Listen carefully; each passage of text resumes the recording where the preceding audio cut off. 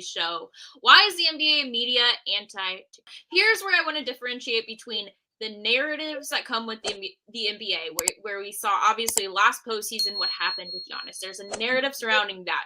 Okay, that's a whole team. But I also want to take the individual of who Giannis was. Even you mentioned it, Jay. Last year you thought that Giannis was the best offensive player in the league, and then you watched Jokic and your mind changed. So I kind of want to like dig a little bit deeper into what's happening with Giannis, because when I read the MVP odds, okay, we've got Jokic at the top. No surprise there. Joel Embiid is number 2, which I don't know about that. Shea's the other one that I'm hearing a ton. Shea, Jokic, and then Luka. And then at 5, we have Giannis, which is, I don't know what the decline has been, or if there even has been. Has it been team mishaps, which is kind of causing the narrative around Giannis to change? But I do think that Giannis gets a lot of disrespect, and I'm not really sure where that's derived from. So maybe it's something that I just haven't, been watching enough.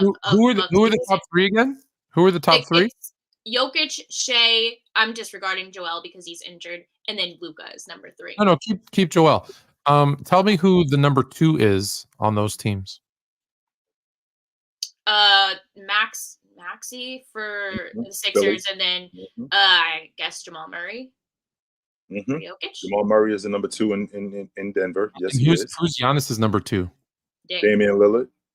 That's why. But even before that, even last season, that's this year. That's part of the reason. That's 100%. Part of the reason. 100%. But even last season, Jay, you said your mind started to change around Giannis, and this is before the postseason even came. Right. This was when you were saying Jokic. So what's changed in Giannis's games? Because he's still, I mean, I can look up his stat line, chat, if you guys know. I'll look it up. I think he's 30. I think he's 31. Yeah. I think he's 31, 11, and 6. Something and like 30. And that's sharing. 30, 11, and 6. Yes. That's sharing a court with Damian Lillard. Like, I think you have to. Yeah, but they were also the highest scoring offense for the first until they fired Adrian Griffin. They were the top offensive rated team. They were the first or second in points per game. So, and they don't play defense anymore. Now it's starting to get better. It's starting to get better. But when you actually look at his game, not his numbers, right? It's not sexy. It's not. Yeah. The aesthetics on television. It's not easy on the eyes for a lot of people who don't watch basketball. So, and on top of that, which shooting hasn't gotten better. In fact, in some cases, it's gotten worse. I mean, the fact that he's a Euro, so that doesn't rub. Well, no, because Jokic and Luka. I think but the difference with him being, it's not just the fact that he's a Euro, Tony. If we're being honest about it, not only is he a Euro, he looks like me. If he was from Chicago, right? If he was from Chicago, we'd be having a completely different conversation about Giannis. If he was from New York or if he was from Miami, we'd be having a completely different conversation about when we talk about the best players in the game. The postseason matters, and that matters to the NBA because they're looking for a guy that they can put on that mantle and keep them there. When you're not there consistently, and the NBA is actually pushing for you to be there, it makes it hard for the NBA to keep that credibility when they're picking guys. So with a guy like Giannis, who, sure, he's in the postseason, he gets hurt against Miami in 20 in the bubble, and they get smoked. Then the next year, they end up winning the NBA championship.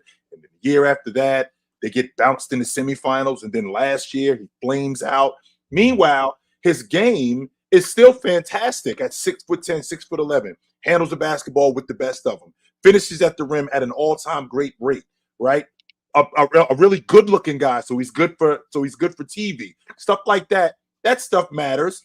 But when you're not going deep into the postseason and the NBA is pushing for you and you're not doing that, it makes it difficult for them to continue with their credibility, as opposed to having a guy like Jordan, like James, like Curry, guys that are going deep into the playoffs and staying there.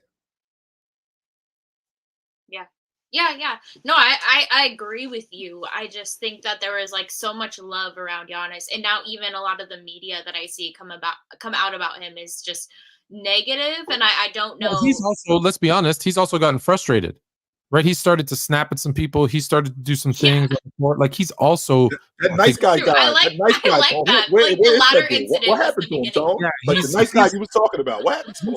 He's getting. I think he's frustrated because I think he wants to win.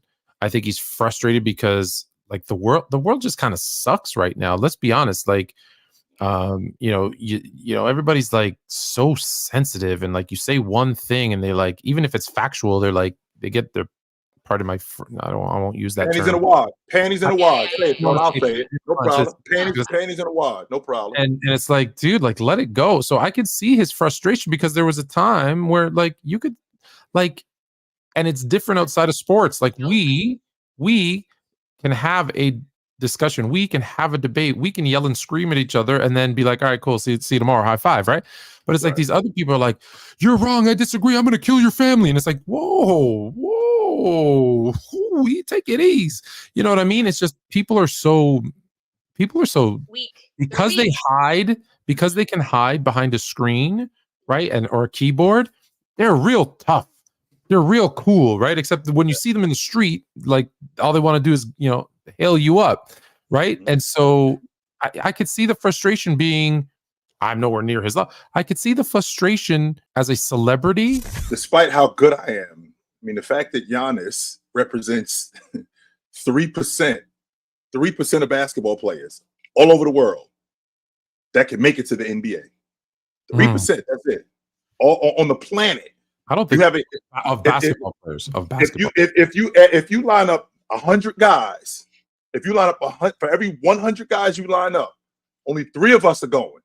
The other 97 are not. Yeah. That's and it's thousands, millions of basketball players on the planet. And a guy like Giannis, who has been great for the game. Have you seen Giannis's mugshot on SportsCenter, Tone? How about him smacking up chicks? Bunch of different kids by a bunch of different women. No, the dude tells dad jokes in press conferences. That's what he does. I love that. I think that's fantastic. The dude tells dad jokes. And on top of that, he's an effing phenomenal basketball player. On top of that. But what do we look for in this guy? We look for all the other stuff that's wrong with him instead of everything that he is what's right with, one, the world, and 2, with basketball. So I guess that was just my point, as you know, and Giannis is a top 3 player, top 4 player in the NBA. So I just think it's so strange how NBA media in total has kind of just moved away from giving him credit, but we're still seeing LeBron who's still a fantastic player in the league. And of course we know everything that comes with LeBron, but you know, and any LeBron post is going to get tons and millions of views. I get how it works, but yeah, I just think we need to give a little bit more love to Giannis.